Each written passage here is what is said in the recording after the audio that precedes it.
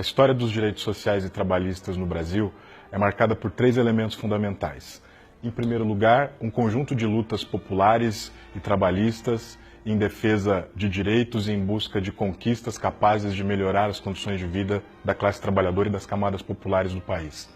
Em segundo lugar, um Estado capaz de implementar políticas públicas inclusivas e, em terceiro lugar, isso tudo só pode funcionar com uma democracia capaz de expressar a soberania popular, o desejo, as expectativas e os interesses da maior parte da população. Esses elementos estão sob risco na nossa conjuntura recente. O primeiro marco histórico importante para a conquista dos direitos trabalhistas no Brasil vem da Era Vargas, especificamente de 1943, quando se institui a consolidação das leis trabalhistas no Brasil. Vale a pena destacar, dentro da CLT, a própria instituição da carteira de trabalho, o salário mínimo, o 13º salário, o descanso semanal, a instituição das férias anuais. A jornada de trabalho também foi organizada e institucionalizada e legalizada nesse período. O mesmo vale para o seguro-desemprego e a própria organização do começo do sistema previdenciário brasileiro vai acontecer também no âmbito da instituição da CLT na década de 40. Para fechar esse quadro de elementos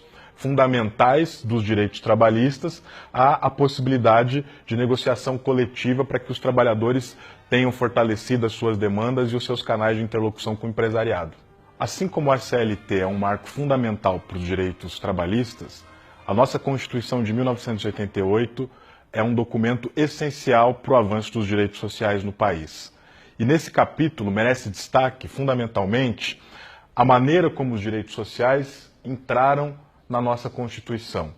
Em primeiro lugar, ela prevê que 25% do orçamento público deve necessariamente ser utilizado com educação, 15% para a saúde, além de organizar as diretrizes para a universalização da Previdência Social e da aposentadoria para os trabalhadores. O novo governo interino tem uma série de propostas e de alterações para os direitos sociais e trabalhistas no país. Esse governo propõe uma elevação na jornada de trabalho.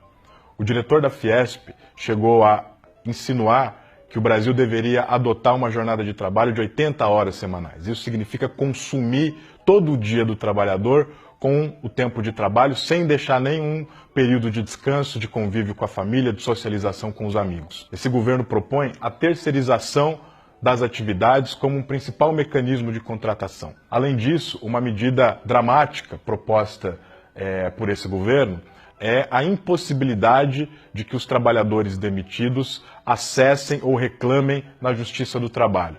Enfraquecendo ainda mais a voz coletiva dos trabalhadores, se propõe o fim da negociação coletiva. E como se não bastasse esse conjunto de elementos, esse governo está propondo a flexibilização da própria noção de trabalho escravo. Isso significa suprimir da letra da lei a noção de trabalho exaustivo com jornada muito intensa, como o trabalho escravo, e também significa suprimir da letra da lei a expressão condições degradantes de trabalho. Se antes nós tínhamos como síntese desses direitos a carteira assinada, o país passa a correr o risco, com essa reforma trabalhista, de experimentar o assassinato dos seus direitos e no lugar da carteira assinada, a gente passa a ter uma carteira assassinada. Lembram-se que eu chamei a atenção para o fato de que 40% dos recursos públicos estão destinados constitucionalmente à saúde e à educação?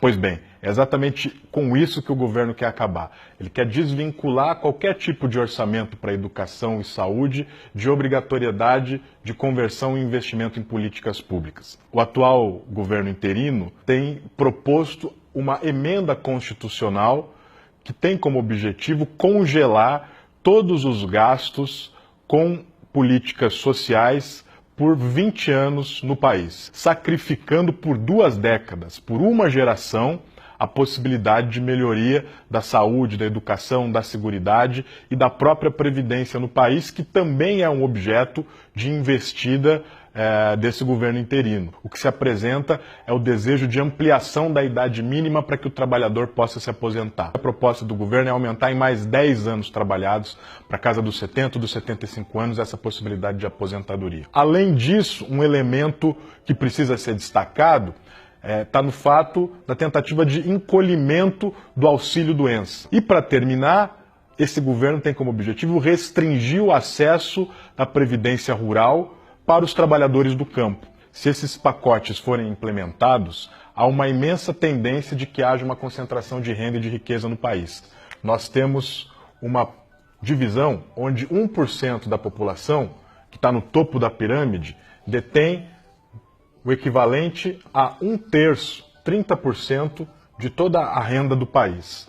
As reformas trabalhista, social e previdenciária têm como objetivo organizar uma política de Estado para esse conjunto de pessoas e não para a maioria da população. Com o maior número de pessoas desempregadas, com o maior número de pessoas ganhando menos, eu tenho melhores condições para que os empresários possam oferecer salários que não dão conta de organizar uma qualidade de vida adequada para o trabalhador, intensificando a possibilidade de que haja acidentes de trabalho e um nível cada vez maior de adoecimento. Esse programa não foi votado, esse programa não é o programa eleito pela maioria da população brasileira. A única forma de nós resistirmos e lutarmos pela permanência e pela manutenção das conquistas históricas para os trabalhadores e para as camadas populares do Brasil é se mobilizando e indo às ruas, lutando contra esse governo golpista e em favor de que o povo brasileiro possa escolher, a partir da sua soberania, qual é o melhor caminho que o país deve seguir daqui para diante.